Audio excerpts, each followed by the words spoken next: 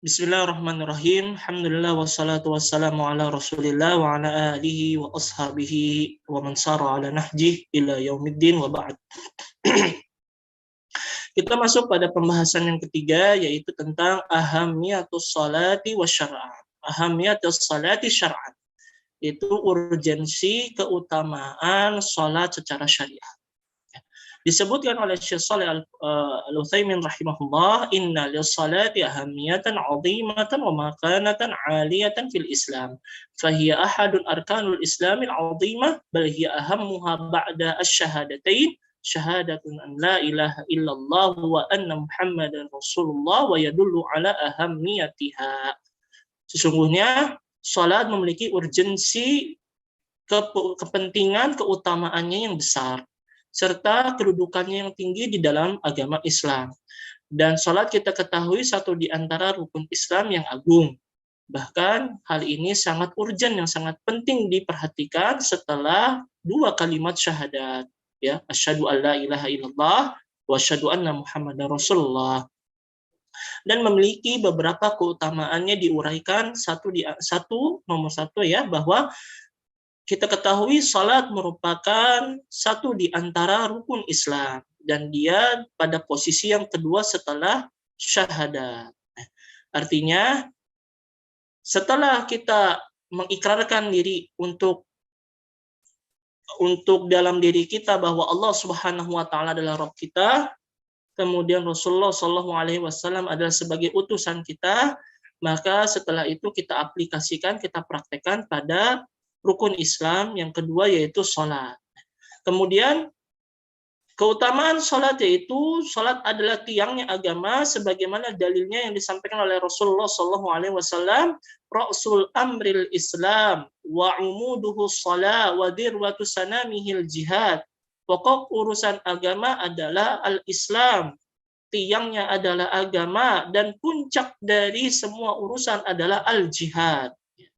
Kemudian yang ketiga adalah bahwa syariat salat atau ibadah salat ini merupakan amalan yang khusus dari seluruh rukun Islam yang ada selain syahadat. Karena apabila salat ini ditinggalkan, maka dapat memicu diri seseorang untuk terjatuh kepada kekufuran, naudzubillah, dan bahkan bisa mengeluarkan dia dari agama.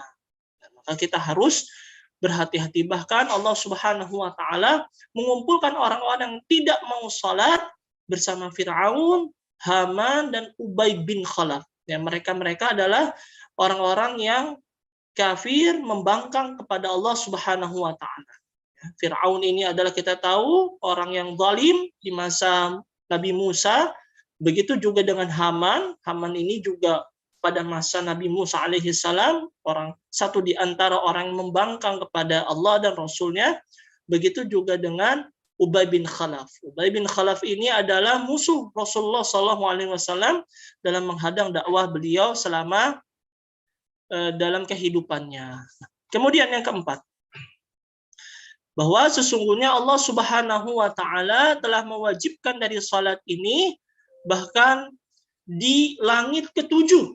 Ya, yang sebagaimana yang tadi sudah kita bahas, ya, kemarin yang sebelumnya kita sudah bahas.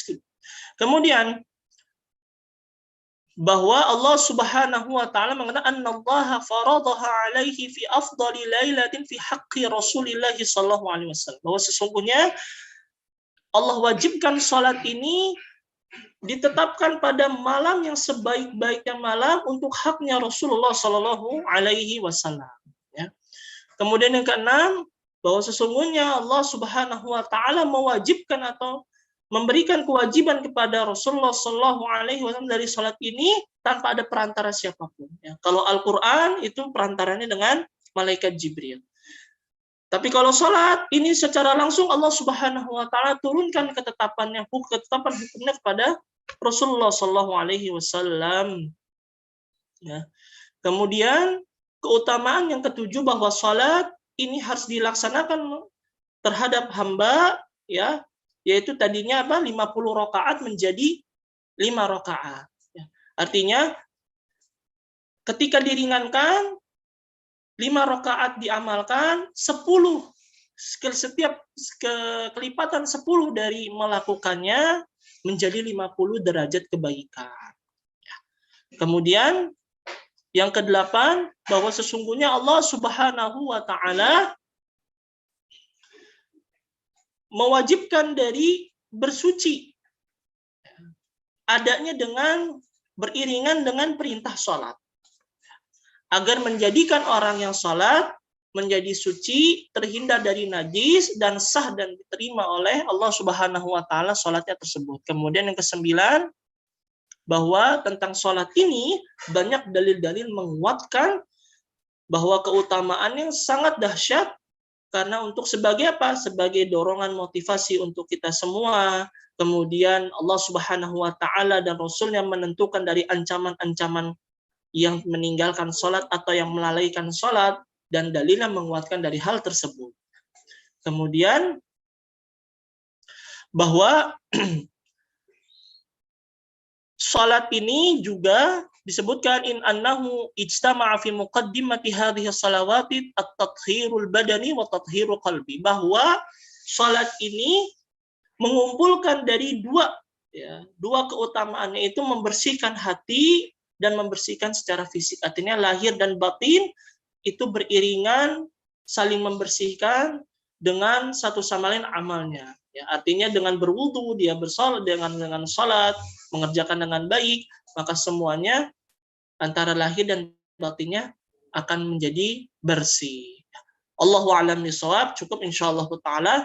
Kita nanti lanjutkan pada sesi selanjutnya di bab yang lebih menarik. Wassallallahu ala nabiyyina Muhammad wa ala alihi wa ashabihi ajma'in. Walhamdulillahi rabbil alamin.